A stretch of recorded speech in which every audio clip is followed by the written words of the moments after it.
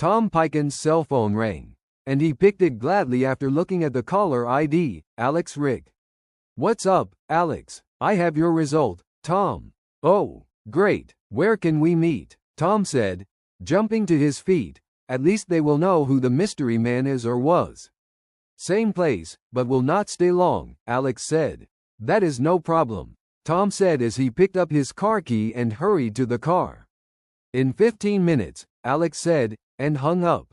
Tom drove through the busy street, preoccupied. He had already contacted John's doctor for John's medical history. It was a bit difficult, but he finally got it with all the details included. Alex was in the parking lot waiting for him, and from the look on his face, he definitely wouldn't want to go inside with him. He slammed on the brakes and got out beside Alex's car as fast as he could. "Thank you, Alex. I was not expecting it this fast." "It's my pleasure. It was a very difficult job, but I managed to crack it." "I will not go into details because I am scheduled for an appointment," he said, looking at his wristwatch. Alex drinks a lot, but when it comes to work, it is hard to imagine the same person giving the level of dedication he does. "So what do we have?" Tom said as he took the envelope from him. "I don't know the case you are working on, but the results showed a possible date of death and also the possible origin of the deceased person. He is a Middle Eastern male, possibly a Palestinian. But I tried to give more details in the report. Please send me the invoice," Tom said as he threw the envelope into the car. "Thank you, Alex. You have proved several times that you are dependable." "You are welcome, Tom, and please, I would like to remind you I am coming for the Bible study tomorrow," he said and entered his car and drove away. Tom knew instantly he had struck the chord in the case.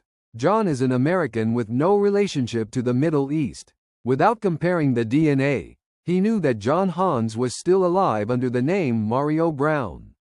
He quickly picked up the report from the doctor, looked up the difference for formality, then started his car and headed for the church.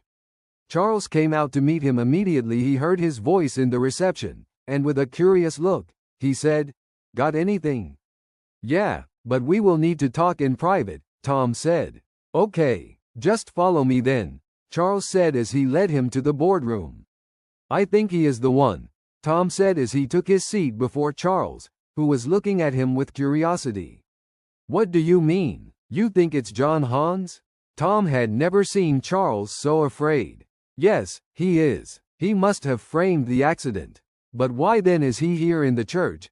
Can't you see that he might be here to cause harm?" he said with a wild look. "That is the next thing we are to find out," Tom said.